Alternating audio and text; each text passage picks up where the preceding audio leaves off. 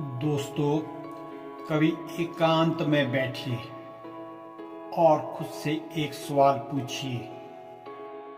भारत में जाति प्रथा को वास्तव में जन्म किसने दिया?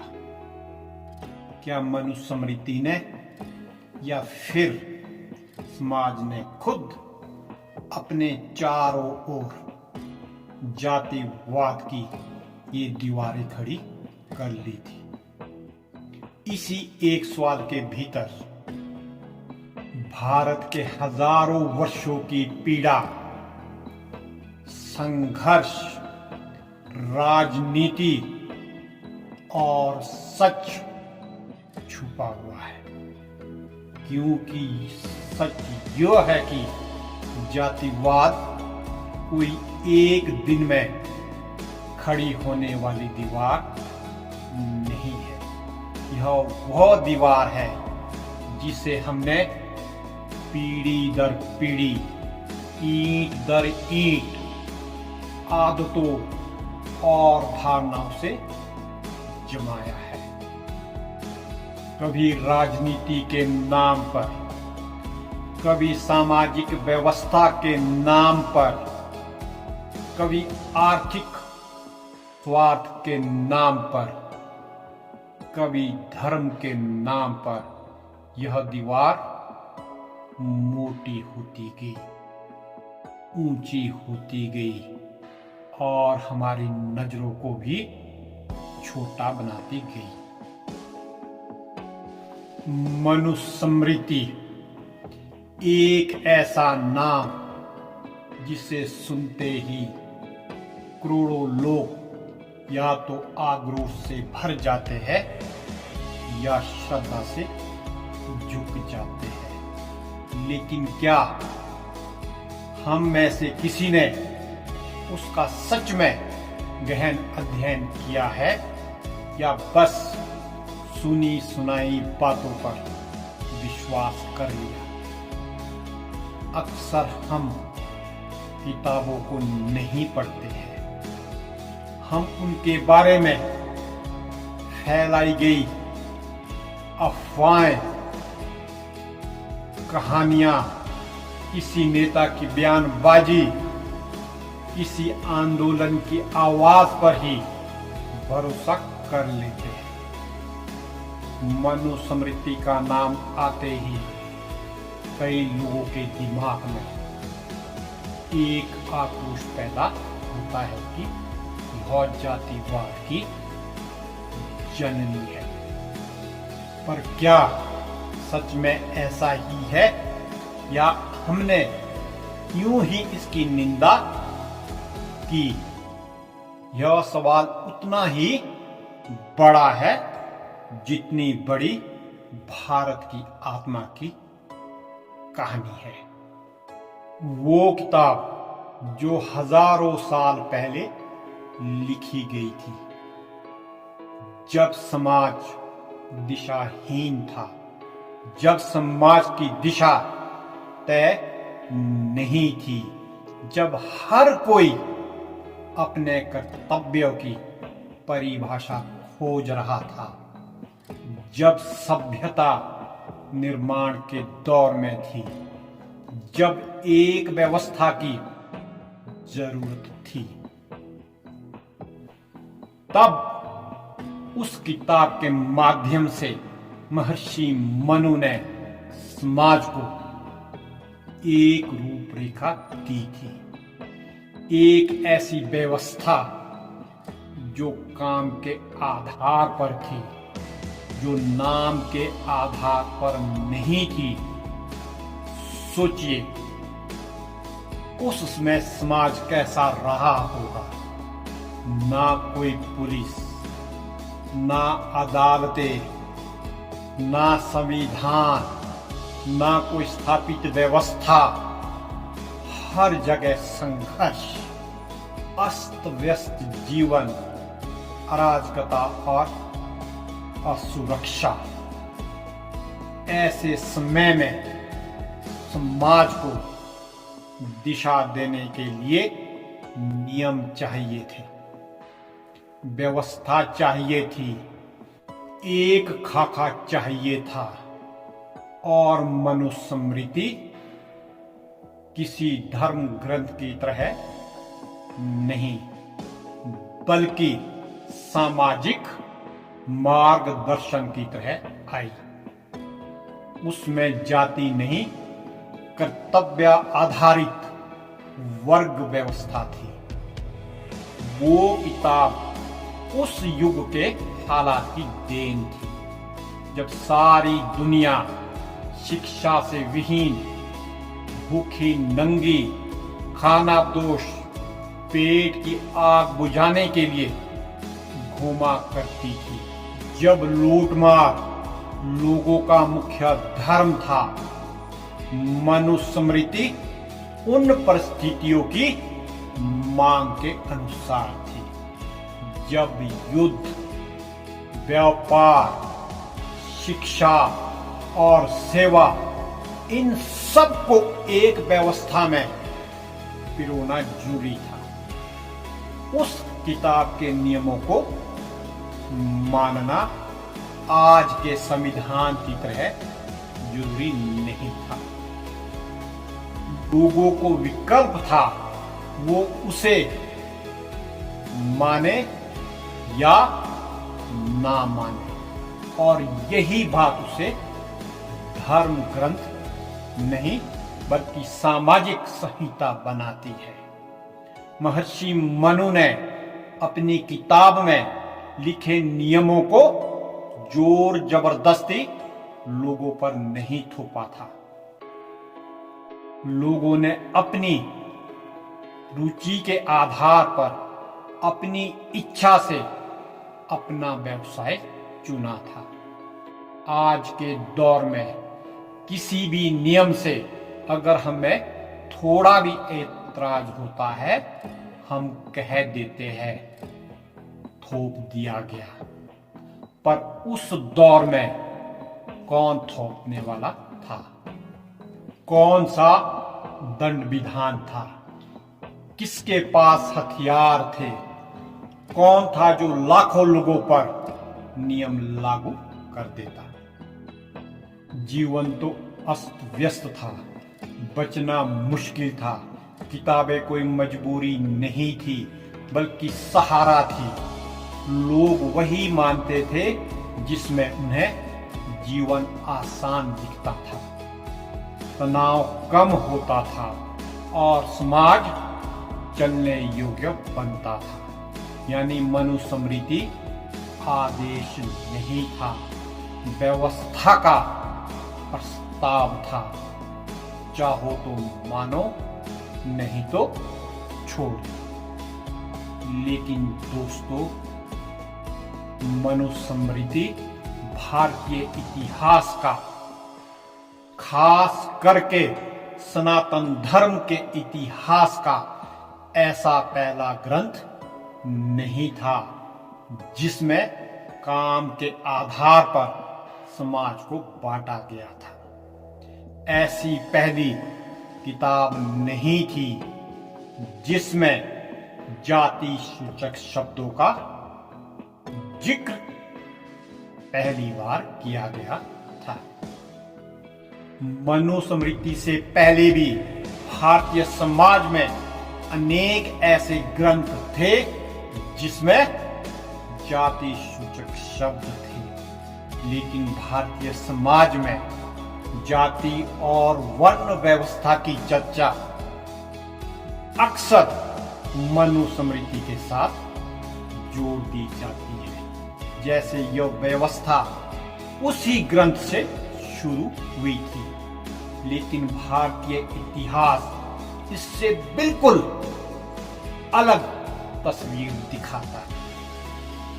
मनुस्मृति तो उस परंपरा की केवल एक कड़ी थी, जबकि जाति, वर्ण और सामाजिक वर्गों का ढांचा मनुस्मृति के जन्म से सैकड़ों साल पहले से मौजूद था।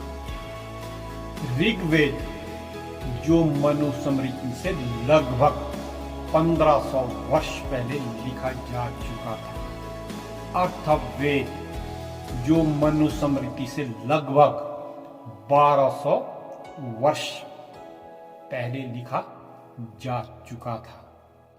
इन दोनों ग्रंथों में भी वर्ण आधारित समाज का स्पष्ट उल्लेख मिलता है। ब्राह्मण ग्रंथ जैसे शतपथ ब्राह्मण मनुस्मृति से लगभग 1000 वर्ष पहले लिखे गए थे। उसमें भी सामाजिक वर्गों और उनके कार्यों का विस्तृत आधार मौजूद था। उपनिषदों का काल भी मनुस्मृति से लगभग 800 वर्ष पहले का है और उसमें भी जन्म और कर्म दोनों के आधार पर वर्ण की चर्चा मिलती है। फिर धर्म सूत्रों का युग शुरू होता है।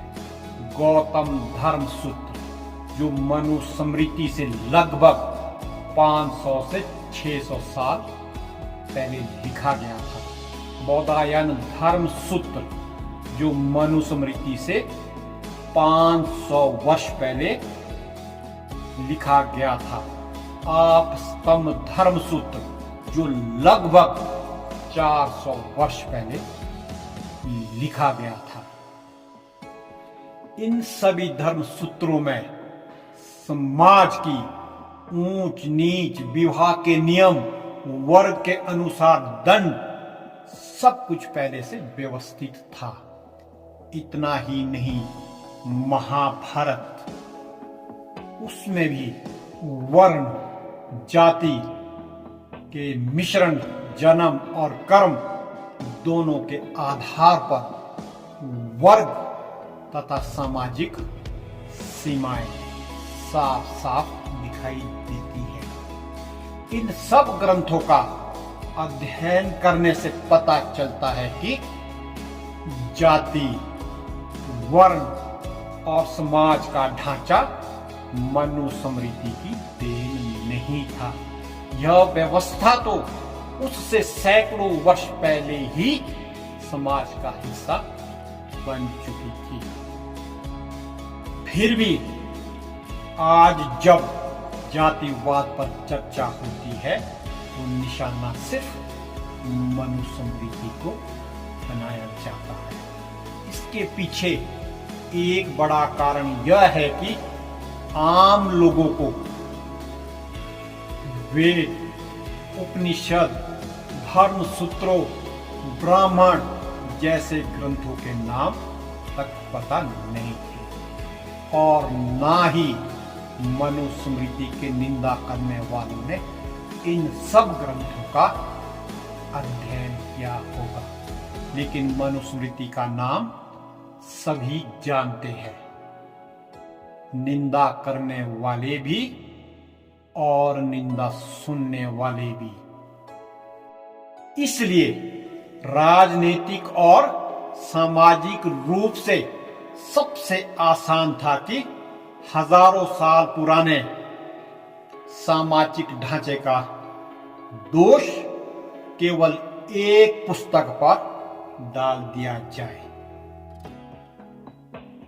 जिसे पढ़ने वाले कम थे लेकिन पहचानने वाले ज्यादा थे। असल में मनुस्मृति ने उस व्यवस्था को बनाया नहीं था, बल्कि पहले से चली आ रही सामाजिक संरचना को एक जगह संकलित किया था। लेकिन राजनीति को एक ऐसा प्रतीक चाहिए था जिसे निशाना बनाकर आसानी से लाभ उठाया जा सकता था और वो प्रतीक बनी मनुस्मृति। कभी मुस्लिम आक्रमणकारियों ने इस्लाम का प्रचार करने के लिए मनुस्मृति का इस्तेमाल प्रचारक के रूप में किया। तो कभी यूरोपियन शक्तियों ने अपने साम्राज्य को फैलाने के लिए मनुस्मृति का इस्तेमाल हथियार के रूप में किया, जबकि सत्य यह है कि जाति, वर्ण और सामाजिक विभाजन बहुत पहले ही हो चुका था। ऋग्वेद, अथर्ववेद, ब्राह्मण ग्रंथ, उपनिषद, गौतम धर्म सूत्र, बौधायन और अपस्तंभ धर्म सूत्र और महाभारत जैसे ग्रंथों में मनुस्मृति से सैकड़ों वर्ष पहले ही उनका उल्लेख मिलता है। लेकिन फिर भी पूरे इतिहास की जिम्मेदारी केवल मनुस्मृति पर डाल देना आसान था, इसलिए वही किया गया। समय बीतने के साथ वो मनुस्मृति अब सिर्फ एक ग्रंथ बनकर रह गई, एक ऐसा ऐतिहासिक साक्ष्य जिसे लोग बिना पढ़े ही पूछते हैं। फिर आई 1949 में वो किताब जिसे हम संविधान कहते हैं, जो आज हर भारतीय की पहचान है। हर दस्तावेज, हर पहचान पत्र, हर फाइल उसी के नियमों पर सांस लेती है। वो किताब जो आज हर जीवन में जीवित है। एक किताब वो जो अब दम तोड़ चुकी है, और एक किताब वो जो हर दिन जिंदा रहकर फैसला ले रही है। मनुस्मृति आज किसी पर आदेश नहीं चलाती, किसी की जाति तय नहीं करती, किसी की नौकरी, किसी की पहचान, किसी की सुविधा तय नहीं करती। लेकिन हमारा संविधान ये सब तय करता है। अब सोचिए, वो पुरानी किताब जो असभ्य समाज को व्यवस्थित करने के लिए थी, लेकिन आज की किताब उसी सभ्य समाज को जातियों में स्थायी रूप से बांट चुका है। मनुस्मृति ने काम के आधार पर वर्ग बनाए थे। संविधान ने उन वर्गों को स्थायी पहचान दी है। यही वो बिंदु है जहां पूरा इतिहास उलट जाता है। जिस किताब को लोग सभी ग्रंथों का अध्ययन किए बिना जातिवाद का दोष देते हैं, उसने जाति को स्थायी नहीं कहा था। और जिस संविधान को लोग न्याय का प्रतीक कहते हैं, उसने जाति को स्थायी पहचान दे दी है। आज आप चाहे जितना मर्जी आगे बढ़ जाए, डॉक्टर बने, IAS बने, न्यायाधीश बने, वैज्ञानिक बने, आपकी जाति आपका पीछा नहीं छोड़ती, क्योंकि सरकार, संस्था, व्यवस्था, फॉर्म, कानून, हर जगह ये पहचान पूछी जाती है। और वो पहचान कर्म से नहीं, जन्म से तय होती है। क्या यह विरोधाभास नहीं है कि जिस मनुस्मृति को हम दोष देते हैं, उसने कहा था कि वर्ण कर्म आधारित है, लेकिन आज की व्यवस्था कहती है कि जाति जन्म आधारित है।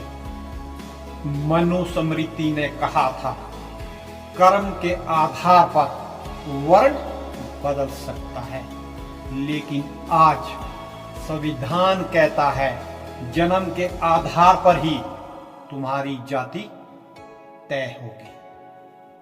मनुस्मृति कहती थी कि इंसान अपने जीवन में अपनी भूमिका बदल सकता है और समाज इसे स्वीकार कर लेता था, लेकिन आज भारतीय संविधान कहता है कि अगर तुम किसी जाति में पैदा हुए हो तो मृत्यु तक तुम्हारी वही जाति रहेगी, चाहे तुम 10 बार नौकरी बदल लो, दुनिया घूम आओ, जीवन स्तर बदल जाए, पर जाति नहीं बदलेगी। यहीं से शुरू होता है फर्क। यह फर्क इतना गहरा है कि भारत की पूरी सामाजिक संरचना इसी एक परिवर्तन से बदल गई। मनुस्मृति में 4 वर्ग थे, आज सैकड़ों जातियां हैं। मनुस्मृति में लचीलापन था, आज की व्यवस्था में कठोरता है।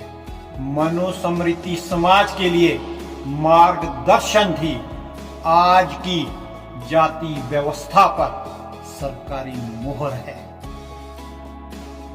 राजनीति और अवसरवादी लोगों ने मनुस्मृति को एक बहाना बना लिया है और संविधान को एक हथियार बना लिया है। कभी कोई मनुस्मृति को शोषण का प्रतीक कहता है तो कभी कोई संविधान को न्याय का प्रतीक कहता है, लेकिन सच ये है हमने दोनों को अपने स्वार्थ के अनुसार इस्तेमाल किया है।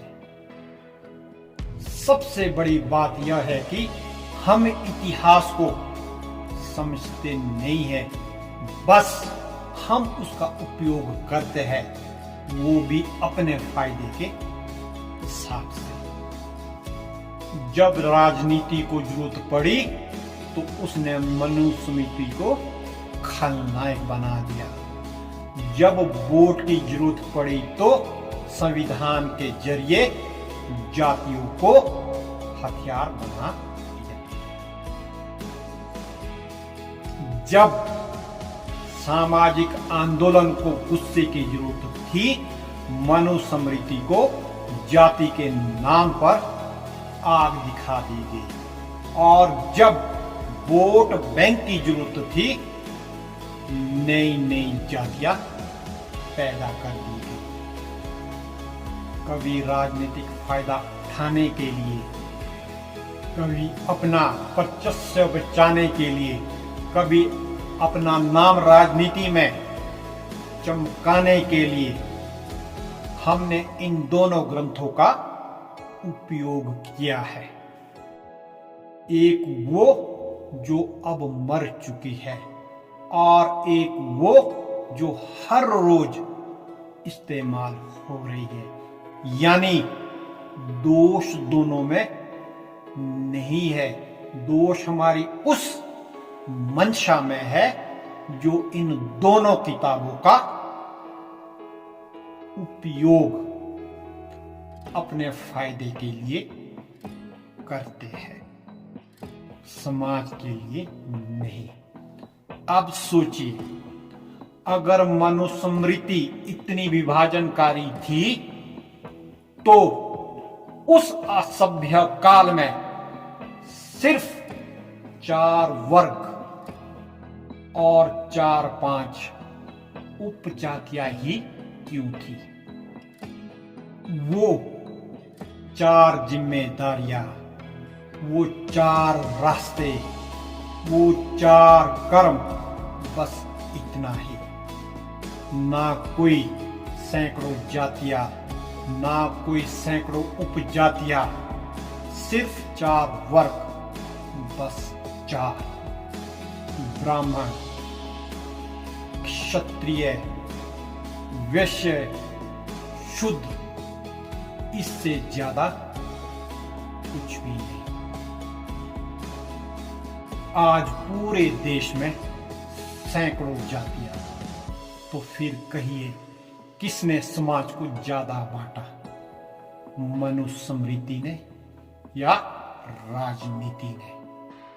असभ्य युग में अगर मानव समाज सिर्फ 4 वर्गों में था, तो आज सभ्य समाज को सैकड़ों जातियों में किसने बांटा और क्यों बांटा? सभ्यता बढ़ने से समाज में एकता बढ़नी चाहिए थी, लेकिन यहां तो समाज के टुकड़े टुकड़े कर दिए गए हैं। आज जब समाज सभ्य है, तो समाज में सैकड़ों जातियां हैं। हर गांव में, हर प्रदेश में नए नए नामों से जानी जाती है। तो सवाल उठता है, ये सैकड़ों नाम कहां से आए? किसने लिखे? किस किताब से आए? सनातन धर्म के किसी भी ग्रंथ में वर्तमान की किसी भी जाति के नाम का शब्द तक नहीं है। अक्सर जब कोई पूछता है कि जाति का ये शब्द सनातन के किस ग्रंथ में लिखा है, तो जवाब मिलता है किसी में नहीं, क्योंकि यह व्यवस्था किसी धर्म ग्रंथ से नहीं निकली। यह निकली राजनीति से, समाज से, क्षेत्रीय अहंकार से, स्थानीय मान्यताओं से और सत्ता के स्वार्थ से। मनुवादियों को जातिवाद के लिए लताड़ा जाता है, लेकिन उनकी मनुस्मृति में तो शूद्र समेत 7-8 ही जाति सूचक शब्द थे। आज तो शूद्र शब्द तक नहीं रहा, पर दलित, पिछड़ा, अनुसूचित, क्रीमी लेयर जैसे सैकड़ों नए नाम संविधान के अंदर दर्ज है। मनुस्मृति में कुछ ही शब्द थे, नई किताब में पन्ने भरे पड़े हैं। पुरानी किताब में सामाजिक स्थिति परिवर्तनशील थी, नई व्यवस्था में जाति स्थायी पहचान बन गई है। तो अब सवाल यह है, समाज को कब और किसने सैकड़ों जातियों में बांटा? कहां से ये सैकड़ों नाम आए? किस किताब से आए? मनुस्मृति ने, जिसमें सिर्फ 4 वर्ग थे, या अवसरवादी राजनीति ने, जिसने सैकड़ों जातियां और हजारों उपजातियां बना डाली? यही वो मोड़ है जहां सच सामने आता है। मनुस्मृति ने तो सिर्फ एक ढांचा दिया था, काम के आधार पर, जिम्मेदारी के आधार पर, कर्तव्यों के आधार पर। लेकिन समय बीतने के साथ समाज ने खुद अपनी दीवारें खड़ी करनी शुरू कर दी।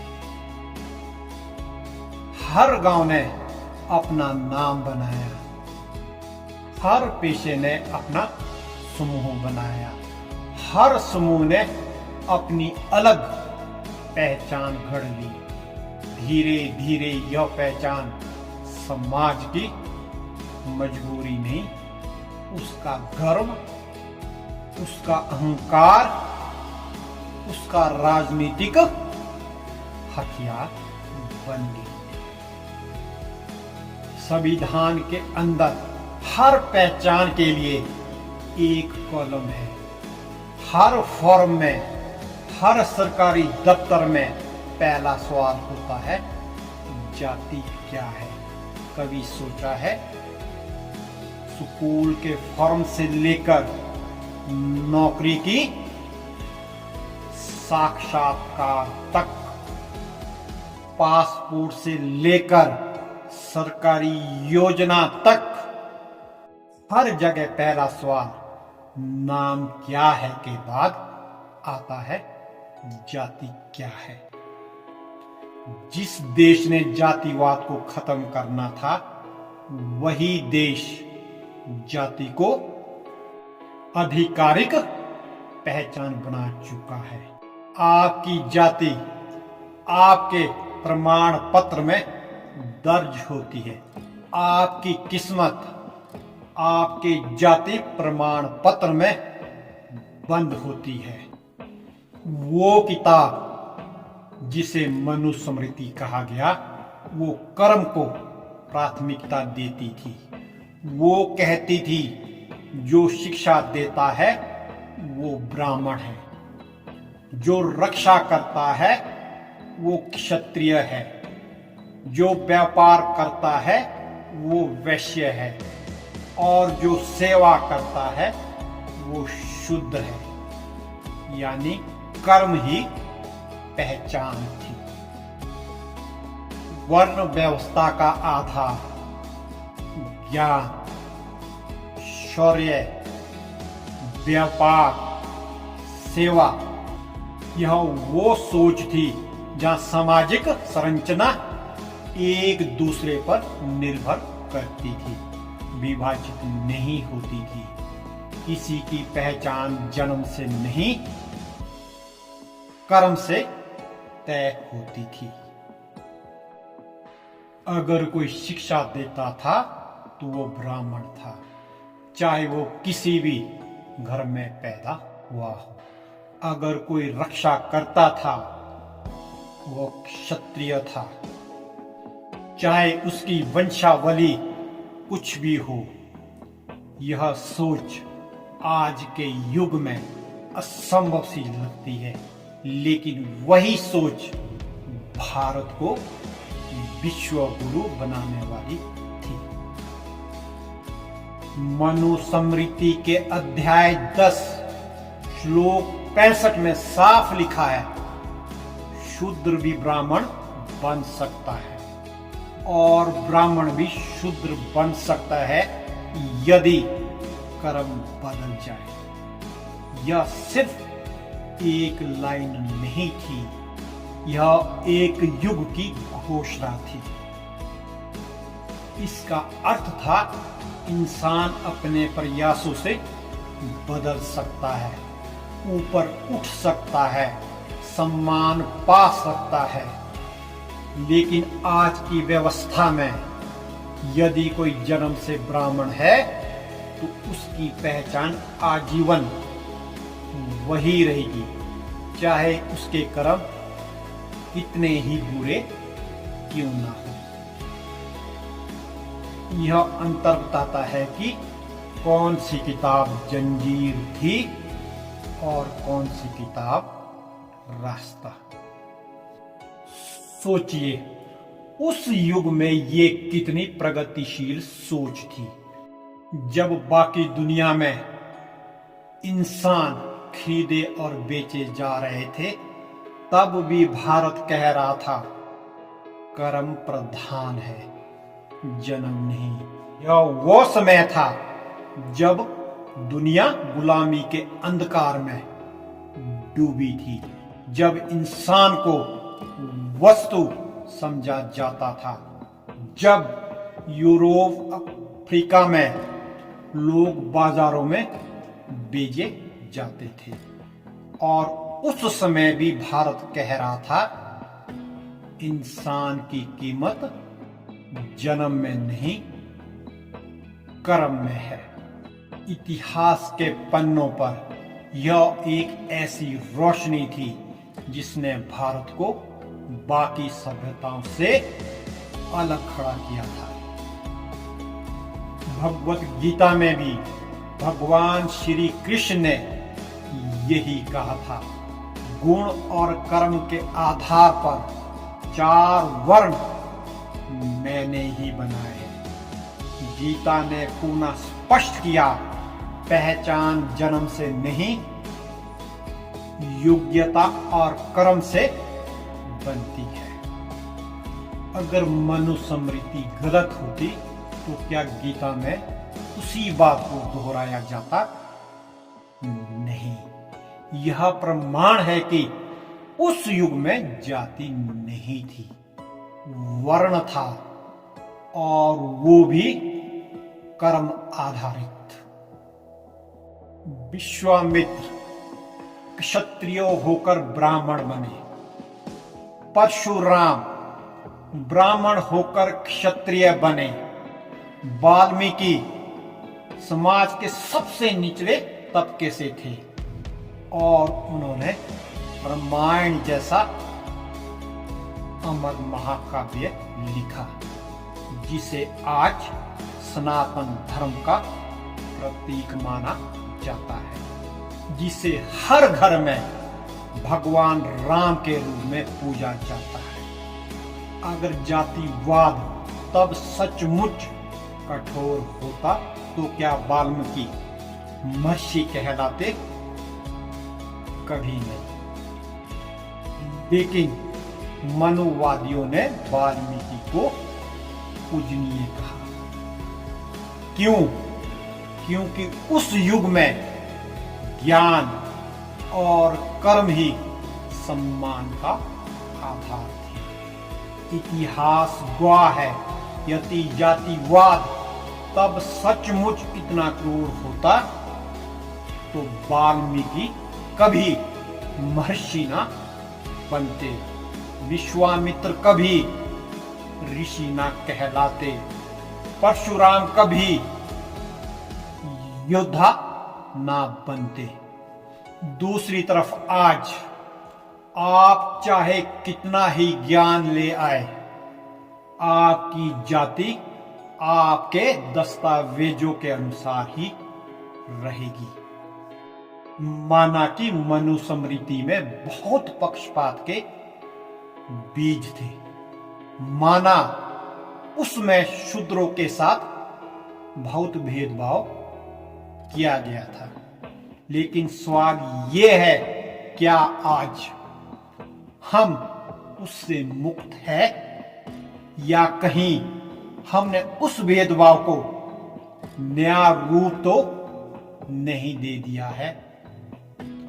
हाँ, मनुस्मृति में गलतियां थी, कमियां किस किताब में नहीं होती?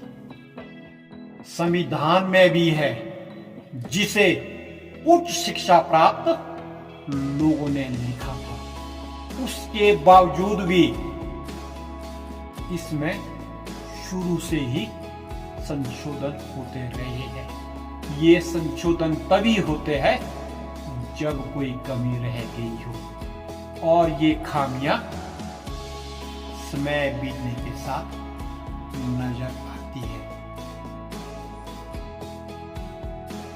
पर सवाल यह है, क्या हमने मनुस्मृति के उस भेदभाव को सुधारने की कोशिश की थी, या फिर उस भेदभाव को संविधान में नया नाम दे दिया? आज भी सैकड़ों जाति सूचक शब्दों ने मनुस्मृति के उस विभाजन को जीवित रखा है जिसे खत्म होना चाहिए था। हम मनुस्मृति को दोष देते हैं, पर आज हर सरकारी दस्तावेज में जाति पूछी जाती है। हर आवेदन पत्र में, हर फॉर्म में पहली पहचान जाति बन गई है। क्या ये सच नहीं है कि अब जाति व्यवस्था मिटने के बजाय कानूनी रूप से और मजबूत हो गई है। पुराने युग में जाति समाज की समस्या थी, आज वो कानून की मोहर बन चुकी है। पुराने युग में जाति बदल सकती थी, आज वो जन्म के आधार पर तय होती है। यह फर्क किसी किताब ने नहीं, हमने और हमारी व्यवस्था ने पैदा किया है। अब सोचिए, हम हमेशा मनुस्मृति को दोष देते हैं। उसे हर बहस, हर मंच, हर राजनीतिक बयान में कटघरे में खड़ा कर रही है। लेकिन क्या कभी हमने खुद को कटघरे में खड़ा किया है? क्या कभी हमने खुद से पूछा है, आज जातिवाद को जिंदा कौन रख रहा है? वो हजारों साल पुरानी किताब या वो समाज जो खुद को आधुनिक कहता है? आज मनुस्मृति सिर्फ एक नाम है, एक बहस है, एक प्रतीक है, लेकिन जातिवाद वो हमारे घरों में है, हमारे दिमाग में है, हमारे फॉर्मों में है, हमारे वोटों में भी है। आज समाज प्रगतिशील है, जागरूक है, शिक्षित है, पर सच ये है, आज भी जाति व्यवस्था वैसी की वैसी ही है। तो फिर दोष किसका है? मनुस्मृति का या उस मानसिकता का जिसने जन्म को पहचान बना दिया और कर्म को किनारे रख दिया? राजनीति ने तो इस आग में घी डालकर इसे और प्रज्वलित किया है। नेता खुलकर नहीं बोलते, पर अंदर ही अंदर जाति उनका सबसे बड़ा चुनावी हथियार है। जहां मनुस्मृति कहती थी कर्म से पहचान मिलती है, वहीं आज की राजनीति कहती है जाति के नाम पर टिकट मिलेगा, जाति के नाम पर वोट मिलेगा, जाति के नाम पर ही जीत मिलेगी। और यही सबसे बड़ा दुख है कि जिस राजनीति ने कभी समाज को जोड़ने की कोशिश की थी, उसी राजनीति को आज समाज को बांटने का हथियार बना दिया गया है। अब जरा पीछे मुड़कर देखिए, अगर सच में मनुस्मृति इतनी भयानक होती तो क्या भारत जैसा विशाल और समृद्ध राष्ट्र जन्म ले सकता था? या इतने ग्रंथ, इतनी विद्याएं, इतने महापुरुष, इतनी परंपरा विकसित हो सकती थी? नहीं, क्योंकि बटा हुआ समाज कभी प्रगति नहीं करता। सिर्फ एकजुट समाज प्रगति करता है। मनुस्मृति के उस युग में भी 4 काम थे, 4 मार्ग थे, 4 कर्तव्य थे, लेकिन आज सैकड़ों जातियां, सैकड़ों उपजातियां और हर एक के साथ राजनीति का समीकरण। तो फिर असल विभाजन किसने किया? मनु ने, हमने या राजनीति ने? आज संविधान में हर जाति को एक नंबर मिला है, हर जाति का एक रजिस्टर है, हर जाति का एक प्रमाण पत्र है। मनुस्मृति में सिर्फ 4 जिम्मेदारियां थी, लेकिन आज सरकारी रिकॉर्ड में 1200 से भी ज्यादा जातियां जीवित है। क्या ये प्रगति है या पीछे की ओर दौड़ है?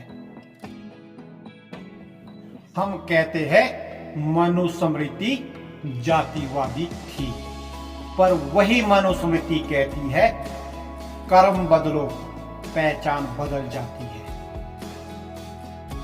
और आज का समाज क्या कहता है?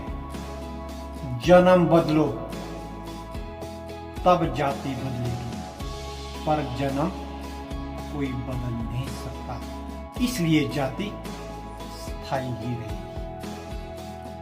यही अंतर है पुराने युग की सोच और आज के समाज की हकीकत में। तो अब सवाल यह है, क्या जाति कभी मिटेगी? हां, मिटेगी, पर तभी जब हम खुद अपने भीतर से उसे मिटाएंगे।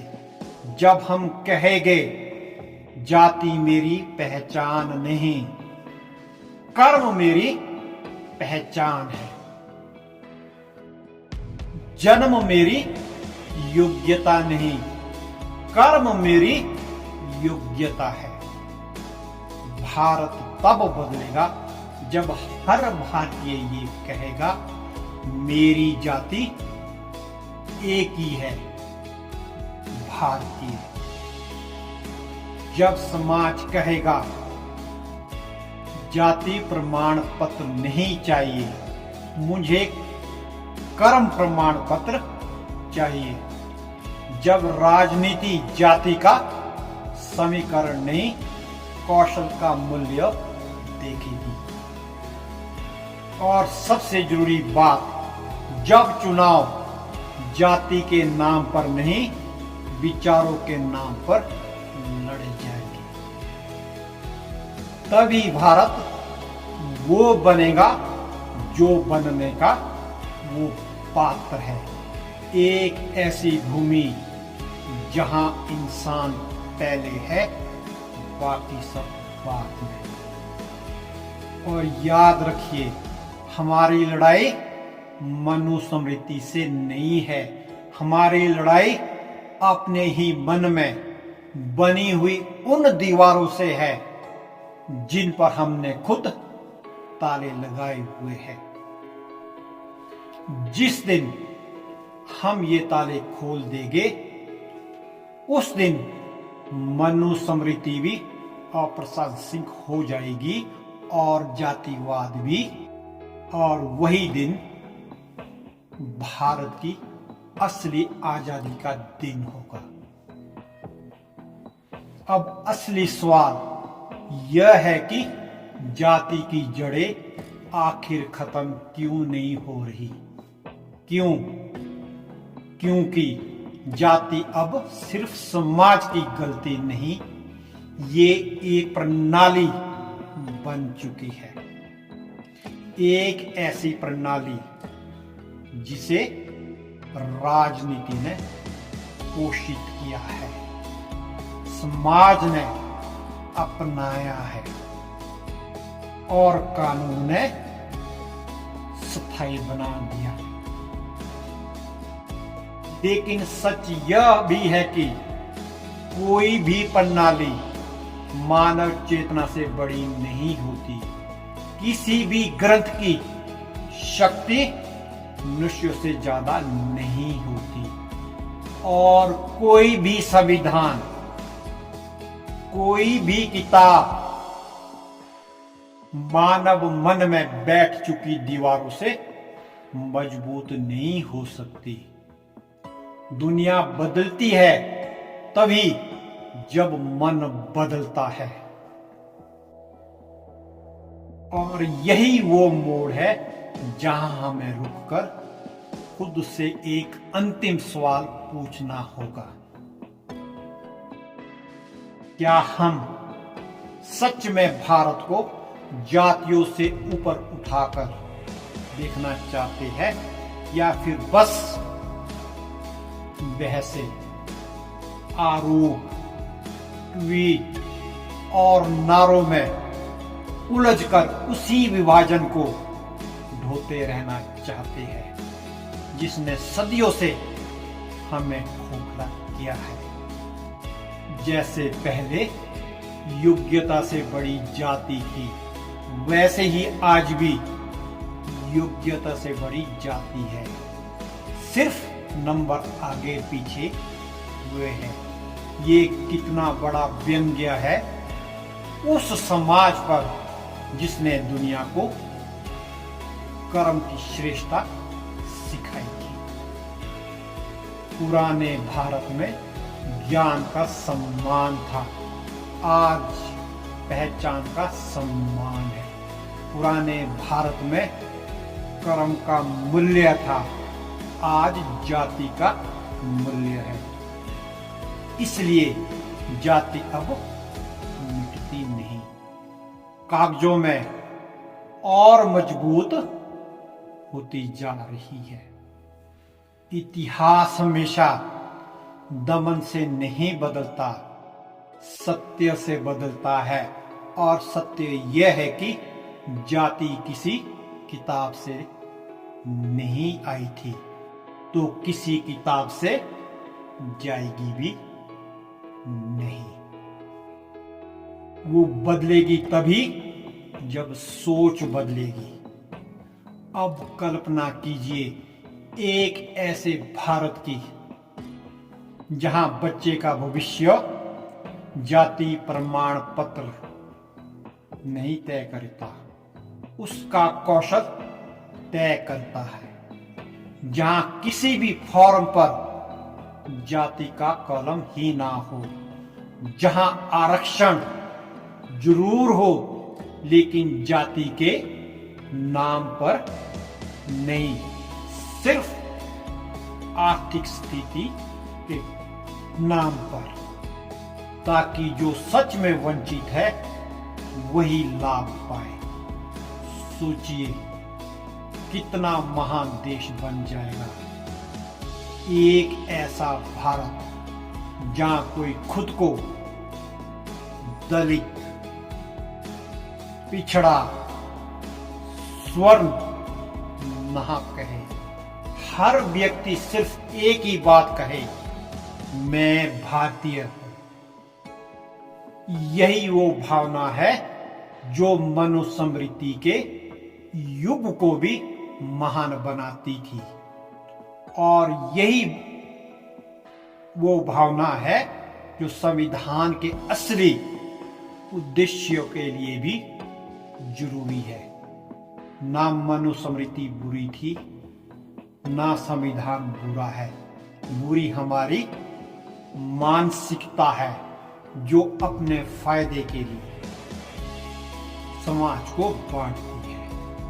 आज हम मनुस्मृति को कोसते हैं, लेकिन उसी तरह की वर्ग रेखाएं आज कानून के अंदर भी मौजूद है, बस नाम बदल चुके हैं। आज हम संविधान को पूजा करते हैं, लेकिन उसी संविधान में दर्ज जातियों की सूची हमारी एकता को चोट पहुंचाती रहती है। ये कोई गलती नहीं, ये इतिहास की मजबूरी थी, परंतु भविष्य की मजबूरी नहीं होनी चाहिए। अब लड़ाई ग्रंथों की नहीं है, लड़ाई नजरिए की है, लड़ाई किताबों की नहीं, लड़ाई हमारे अंदर बस चुके अहंकार और पहचान की है। और ये लड़ाई किसी नेता, किसी कानून और किसी आंदोलन से नहीं जीती जाएगी। ये लड़ाई हम हर एक इंसान अपने भीतर जीतेंगे। भारत तब बदलेगा जब किसी फॉर्म को भरते समय जाति नहीं, सिर्फ भारतीय लिखने की कल्पना करेगा। जब कोई बच्चा स्कूल में जाति से नहीं, अपनी मेहनत से पहचाना जाएगा। जब कोई नेता जाति का समीकरण नहीं, देश की प्रगति को समीकरण बनाएगा। और यही वो दिन होगा जब मनुस्मृति भी केवल इतिहास का हिस्सा रह जाएगी और जातिवाद भी सिर्फ एक अध्याय बनकर खत्म हो जाएगा। हमारा लक्ष्य यही होना चाहिए, भारत को एक जाति बनाना, वो है मानव जाति। और उस मानव जाति का धर्म होगा कर्म, परिश्रम, ज्ञान, समानता। यही वो भारत है जिसकी ओर मनुस्मृति इशारा करती थी, और यही वो भारत है जिसे संविधान का हर पन्ना पाना चाहता है। और अंत में जितनी भी बहसें हो, जितनी भी विचार धाराएं हो, एक सत्य अटल है, किताबें विभाजन नहीं करती है, विभाजन करती है मानसिकताएं। इसलिए जब मानसिकता बदलेगी तभी भारत बदलेगा। और जिस दिन हम सब कहेंगे मैं किसी जाति का नहीं हूं, मैं सिर्फ भारत का हूं, उस दिन भारत सच में स्वतंत्र होगा, भारत सच में समरस होगा, भारत सच में महान होगा। और वही दिन जातिवाद की अंतिम सांस का दिन होगा। जय हिंद, जय